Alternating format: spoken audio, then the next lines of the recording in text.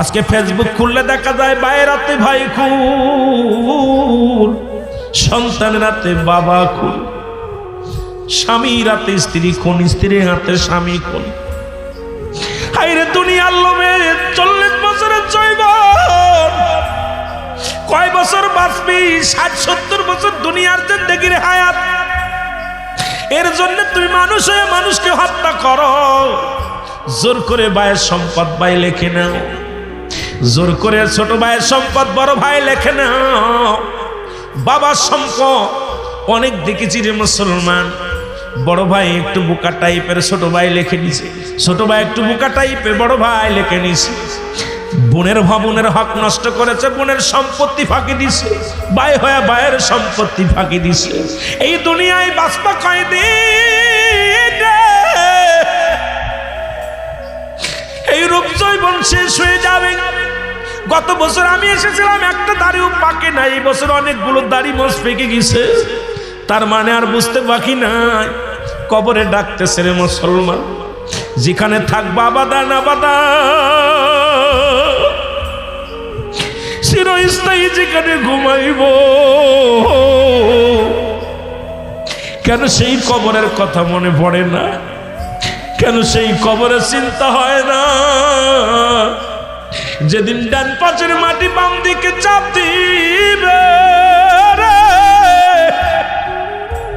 বাম দিকের মাটিগুলো ডান দিকে চাপ দিবে। এ মুসলমান, তোমার আল্লাহ কত আদর করে বানাইলো। ফেরেশতাদের বানাইল আল্লাহ কুন আর ফায়াকুন কইয়া, আসমান বানাইল আল্লাহ কুন আর ফায়াকুন কইয়া, জমিন বানাইল আল্লাহ কুন আর ফায়াকুন কইয়া। হে মুসলমান, আসমান জমিন যা কিছু আল্লাহ বানাইল, সব কিছু আমার আল্লাহ কুন আর ফায়াকুন কই বানাইল। বান্দারে তোরে আমার আল্লাহ এমনি বানান নাই, আমার আল্লাহ তোরে আদর করে তার কুদরতি হাত দিয়ে বান্দারে তোরে বানাইল। এত সুন্দর নাকটা বানাইল, এত সুন্দর চোখটা বানাইল, এত সুন্দর তোর তুই মাথার কপালটা বানাইল। বান্দা তুই মাওলারে সিজদা করবি। এই 80 বছর 50 বছরের হায়াতের জিন্দেগি পাইয়া দুনিয়ার মধ্যে কত অন্যায় অপরাধ করলাম। একদিন এই পৃথিবী ছেড়ে চলে যাব, এই পৃথিবীর মধ্যে থাকা সম্ভব নয়। কত টাকাওয়ালা, কত বাড়িওয়ালা দুনিয়া থেকে চলে গেছে, কেউ থাকতে পারে না। যাদের এলাকার মানুষ থরথর করে কাঁপত, আজকে তারাও দুনিয়া থেকে চলে গেছে। অনেকের কবর উপর দিয়ে কুত্তা শেলে পায়খানা করে, কবর থেকে খেদানোর মতো ক্ষমতা আল্লাহ তাদের দেয় না। কত টাকাওয়ালা বাড়িওয়ালার গোরস্থানে শোয়ায় রাখছে, খবর নেওয়া যায় না। লন্ডন আমেরিকার খবর নেওয়া যায়, বাড়ির আঙ্গিনায় শুয়ে আছে বাবা মা, কেমন আছে খবর নিতে পারি না। জোরে বলেন ঠিক কিনা? আমার জাকের ভাইরা, এই জন্য কেবলা জান বলতেন হুজুর, আমার কেবলা জান হুজুর বলতেন বাবা, প্রতিটা নিঃশ্বাসে আল্লাহর নাম জপেন, কখন যেন মালাকুল মউত এসে যায়। প্রতিটা দমে দমে আল্লাহ জিকির করেন, আল্লাহর নাম লন। জোরে বলেন ঠিক কি? আমার ভাইয়েরা, যে কথা আমি বলতেছিলাম ওদিকে যাই। দুই ভাই, বড় ভাই ছোট ভাইকে হত্যা করিয়া লাশের পাশে বসে বসে কান্দে, জ্ঞান ফিরে চাল্লা আমি করলাম কি? এক সুন্দরী নারীর কারণে ওই মেয়েটাকে বিবাহ করার আশা করিয়া নিজের আপন ভাইকে আমি দুনিয়া থেকে দিলাম চির বিদায় করিয়া। তখন জ্ঞান ফিরেছে, শয়তান মাস্টার ইবলিস হাসে বসিয়া বসিয়া মারার কেসের আসামি বানাই দিলাম। এ বন্ধু, ওই হাবিল আর কাবিলের মারামারি মাস্টার ইবলিস অত্যন্ত খুশি হলেন, নিজের আপন ভাইকে মারিয়া অনুতপ্ত হলেন। বসে বসে চোখের পানি ছেড়ে কান্দে, আল্লাহ আমি কি করলাম? আমি আমার আদরের ভাই, মহব্বতের ভাইকে মেরে দিলাম একটা সুন্দরী নারীর কারণে। বোনটা বিয়ে করার জন্য আমার জিন্দেগি তো বেশি দিন নয়, আমি শুধু ওই সুন্দরী নারীর প্রেমে পড়িয়া ভাইকে দুনিয়া থেকে বিদায় করে দিলাম। ভাইয়ের লাশ ধরে কাঁদতে লাগলেন, ভাই ভাই করে চোখের পানি ছেড়ে কান্দে। একবার দৌড়ায়া যায় পানি আনতে, ভাইয়ের মাথায় পানি দেয়, আবার ভাইয়ের গালে পানি দেয়, ভাই আর ফিরে আসে না। আদরের ভাই ছিল বিদায় হয়ে গেছে রে। লাশটা সামনে নিয়ে চোখের পানি ছেড়ে কান্দে, আল্লাহ আমি করলাম কি, আমি কি করলাম, আমি আমার আদরের ভাইকে ছেড়ে বিদায় করে দিলাম। এ মুসলমান, এখন বাড়ি যাবে না কি করবে কিচ্ছু বুঝি আসে না। হঠাৎ মুসলমান শুনে নাও, পাশের দিকে নজর করলেন, দুটি কাক আসলেন। এই দুটি কাক আসিয়া, দুটি কাক অনেকক্ষণ ধরে দুজনের ভিতরে যুদ্ধ হলো।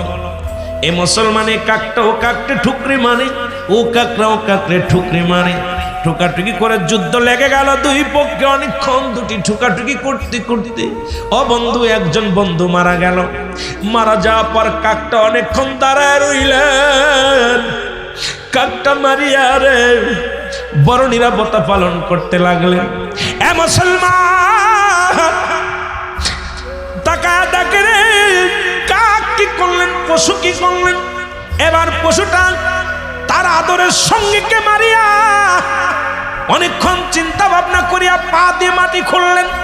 পা দিয়ে মাটি খুঁড়িয়া এবার ওই সঙ্গীরে মাটি দিলেন, মাটি দিয়ে আবার তার উপরে মাটি ছুটাইয়া দিলেন। এ মুসলমান শুনে নাও, এবার আবিলের মনে চিন্তা আসলো, আমি আমার ভাইকে দুনিয়া থেকে বিদায় করে দিছি। কাক একটা প্রাণী হইয়া তার সঙ্গীকে মারিয়া কত আফসোস করতেছিল, আমিও ভুল করেছি। ও যদি ওর নিজের সঙ্গীর মাটি হালা করতে পারে, আমি কি নয়। সঙ্গে সঙ্গে আবিল কি করলেন, মাটি করলেন, মাটি হাত দিয়ে খুঁড়িয়া নিজের আদরের ভাইকে মাটির নিচেই রাখিয়া চোখের পানি ছেড়ে কাঁদতে লাগলেন। ও দুনিয়ার মানুষ শুনে নাও, ওই থেকে শুরু হয়ে গেল দুনিয়ার মুসলমান। ও মুসলমান শুনে নাও, এই যে সম্ভব আজকে পৃথিবীর মধ্যে যেখানে দেখবেন মারামারি হানাহানি, সবই কিন্তু অর্থের লোভ আর ওই নারীর লোভ। এই দুটি লোভের মধ্যে দুনিয়ার মানুষ যখনই পড়ে যাবে, হয় হাঙ্গামা নাই মারামারি শুরু হয়ে যাবে। জোরে বলেন ঠিক কিনা? আরো জোরে জোরে চিল্লা বলা যাবে না আল্লাহু আকবার। দাদু ভাইরা, কেবলাজান হুজুর যে কত কত জ্ঞানের কথা বলতো, আমার কেবলাজান হুজুর যে কত জ্ঞানের কথা বলতো, আমরা ছোটবেলা তো বুঝতে পারি নাই। আমি যখন হুজুর কথা বলতো যদি খেয়াল করতাম, হাজারো কথা শুনতে পারতাম, কিন্তু আসলে তো কপাল খারাপ, তখন তো বুঝতে পারি নাই মুর্শিদ এত আগে চলে যাবে, এত আগে আমাদের ছেড়ে চলে যাবে। কেবলাজান হুজুর যে শরিয়াতের জ্ঞান যেমন ছিলেন, তরিকাতের জ্ঞান ছিলেন, মারেফাতের জ্ঞান ছিলেন, হাকিকাতের জ্ঞান ছিলেন। হুজুর এই এত জ্ঞান থাকা পরও হুজুর বলতেন, বাবা আকাশের নিচেই জমিনের উপরে আমার মতো পাপী, আমার মতো গুনাহগার কেউ নাই, আমার মতো পাপিষ্ট কেউ নাই, আমার মতো পাপী গুনাহগার কেউ নাই। আমার কেবলাজান হুজুর এত মহান ওলি হওয়া পরও নিজেকে সে সামান্য বুদ্ধিমান, সামান্য জ্ঞানী বলে কখনো দাবি করে নাই। আর আমাদের মতো দুই পাতা পড়ে আমরা যে ফালাফালি যা শুরু করছি, বড় বিদ্যান অর্জন করেছি, বিদ্যা বুদ্ধি অর্জন করে আজকে আরেক ভাইয়ের বিরোধিতা করতেছি। এক ভাই আরেক ভাইকে গালি না দিলে মাহফিলে আসলে বড় কষ্ট হয়। এখন মাহফিলে যে অবস্থা শুরু হয়েছে, মন চায় না আর মাহফিল করতে, মন চায় একটা ব্যবসা বাণিজ্য করি। যদি বয়স থাকতো হয়তো চাকরি বাকরি করতাম, তবে বয়স তো আর নাই, বয়স শেষ হয়ে গেছে। তো চাই শেষ জীবনে আর ওয়াজের মাঠে থাকবো না। যেভাবে ওয়াজ নিয়ে এক আলেম আর এক আলেমের বিরোধিতা করা শুরু করছে, এক আলেম আর এক আলেমের বিরোধিতা সমালোচনা শুরু করেছে। এক আলেম যদি ভুল করে তাকে শুধরানোর জন্য পরামর্শ দেওয়া উচিত। একজন যদি ভুল করে তাকে পাশে বসায় ভুল বুঝায় দেওয়ার দরকার। কিন্তু আমরা ডায়াসে আইসা তার বিরুদ্ধে যেভাবে সমালোচনা, কাফের উপাধি দিতেছি, আমরা কেউ বলতেছি কাফের, কেউ বলতেছি না আপনার কি বলতেছি মুরদাস। এই যে শুরু হয়ে গেছে আমাদের দেশে, আমাদের দেশের অবস্থা কারোর সঙ্গে কারোর মিল নাই। এটা কিয়ামতের একটা লক্ষণ। কেবলাজান হুজুর যা বলে গেছে, আলেম থাকবে এলেম থাকবে না, এলেম থাকবে আমল থাকবে না। আজকে নিজের নিজে চিন্তা করে। অ্যারিস্টটল, সক্রেটিস বই লেখা পর বলছে নো দাইসেলফ, নিজেকে নিজে চিনতে হবে। আজকে তুমি যে কত বড় জ্ঞানী, তুমি খালি অন্যের পিছে লাগলা, অন্যকে নিয়ে লাগলা। নিজেকে একবার ভাবো যে তুমি কি, তুমি কোন জগতে আসো। তোমার তো ভুলের উদ্দে নাই, কোনো মানুষ ভুলের উদ্দে নাই। আমরা সবাই ভুল করি, কিন্তু ভাই ভাই এই যে যা শুরু হয়েছে আজকে দেশের অবস্থা, এক আলেম আর এক আলেমের বিরোধিতা করতেছি, এক আলেম আর এক আলেমের কাফের উফা দিতেছি, এক আলেম আর এক আলেমের জিহ্বা কাটতেছি। বড় কষ্ট যে এক আলেম হয়ে আর এক আলেমের জিহ্বায় আক্রমণ করতেছি, এক আলেম হয়ে আর এক আলেমের গাড়ি ভাঙতেছি, এক আলেম হয়ে আর এক আলেমের শত্রুতায় মামলা দিতেছি, মিথ্যা মামলা দিতেছি। এটার নাম ইসলাম নয়। ইসলামের আত্মশুদ্ধি যতক্ষণ পর্যন্ত না করতে পারবা, যতক্ষণ পর্যন্ত তোমার ভিতরে আত্মশুদ্ধি না আসবে, তুমি মুসলমান বলে দাবি করতে পারবা না, তুমি মানুষ বলে দাবি করতে পারবা না। কারণ তোমার পশুর খাসলাটি এখন তোমার ভিতর থেকে যায় নাই। তোমার মানুষ হতে লাগলে এই জন্য কামেলে মুকাম্মেলের কদমে নিসার হতে হবে, গোলামি করতে হবে। ওই দরবারে দেখেছি বিএসসি স্যারের মতো হাজার হাজার দামি দামি মানুষগুলো নিজেকে বিলিয়ে দিয়ে ওই দরবারে মাটি কাটে, ওই দরবারে গরুর গোবর সাফ করে, ওই দরবারে আপনাদের এলাকাতে আপনাদের শিক্ষা দেওয়া লাগবে না আমার ভাই জজ ভাই। এইরকম হাজার হাজার টাকাওয়ালা বাড়িওয়ালা মানুষগুলো আপন পীরের দরবারে যায় গোলাপ সাজছে, মাটি টানে, মাটির মধ্যে গুঁড়োগুড়ি করে, ধুলার মধ্যে বালুর মধ্যে নাড়ার মধ্যে গোড়াগড়ি করে। আমি যদি যতক্ষণ পর্যন্ত আমার ভিতরে অহমিকা দাম্ভীর থাকবে, আপনি মুরিদ তো দূরের কথা মুসলমান বলে দাবি করতে পারবেন না। জোরে বলেন ঠিক কিনা? আর জোরে বলেন ঠিক কিনা? এই জন্য ইমাম গাজ্জালির একটা কথা আমি প্রায় মাহফিলে বলি। ইমাম গাজ্জালি ওয়াজ করতেছেন, পর্দা মুড়ি দিয়ে এরকম ওয়াজ করতেছে। তার মুরিদানরা বলতেছে হুজুর আপনি ওয়াজ করতেছেন, কিন্তু আমরা তো আপনার চেহারা মোবারক দেখতে চাই। উনি বললেন আপনারা কি দেখবেন? আপনারা আমি যা দেখি এটা যদি দেখতেন আপনারা হাটফেল করে মারা যেতেন। বলছে হুজুর আমরা একটু দেখতে চাই। বলে কে দেখতে চান? আসেন। উনি আসলেন, একজন উঠে আসলেন, ওনার চোখের উপরে ওনার রুমাল মুবারক এইভাবে দিলেন। দেওয়ার পর উনি দেখলেন খালি হায়না আর হায়নার কুকুর আর হায়না, আর কিছু কিছু বিড়াল বাঘ বল্লই বসে আছে। উনি রুমালটা ফেলে দিয়ে বলেন হুজুর আমি কি দেখলাম? বলে কি দেখলাম? কয় হুজুর আমি খালি চোখে দেখলাম হাজার হাজার জনগণ, কিন্তু আপনার রুমালটা যখন আমার চোখের উপরে দিলাম তখন খালি দেখি হায়না আর কুকুর আর হায়না। ইমাম গাজ্জালি বললেন তুমি ঠিকই দেখেছো, আমি যখন ওয়াজ করি কোনো পশু পাখির ওয়াজ শোনাই না, আমি মানুষকে ওয়াজ শোনাই। আর এই জন্য আমার ওয়াজটা পৌঁছাই দিই মানুষের কাছে।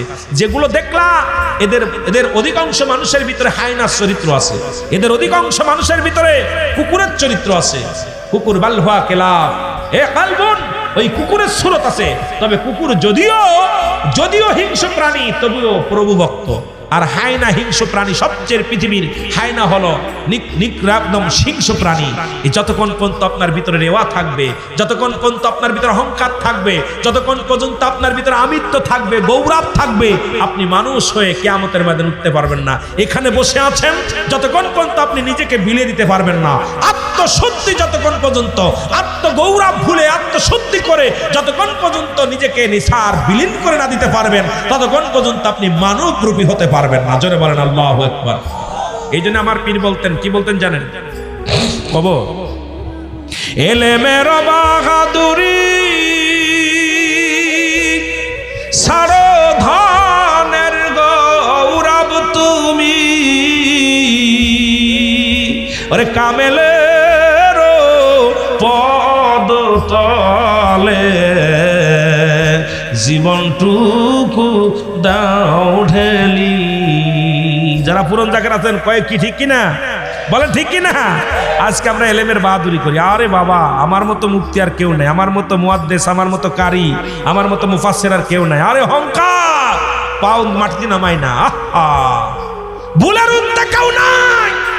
শিক্ষা নেওয়ার জন্য হযরত খিজির আলাইহিস সালামের কাছে পাঠাইলেন হযরত কারে? মুসা আলাইহিস সালামকে। জোরে বলেন ঠিক কিনা? মুসা আলাইহিস সালামের যে জ্ঞান দিছে খিজির আলাইহিস সালামের সে জ্ঞান দেয় নাই। আরে পাপীর দলেরা কি শুরু করলা? দেশে কি শুরু করলা? আজকে নিজেকে নিজে কি মনে করো? অ্যারিস্টটল, সক্রেটিস বই লেখা পর বলছে নো দাইসেলফ, নিজেকে নিজে চিনতে হবে, মানারাফুন নফস, নিজের নফসকে চিনতে হবে, কলবুস সালিম, আত্মাকে প্রসিদ্ধ করতে হবে। তোমাকে তুমি কি ভাবো? আল্লাহু আকবার বলেন না।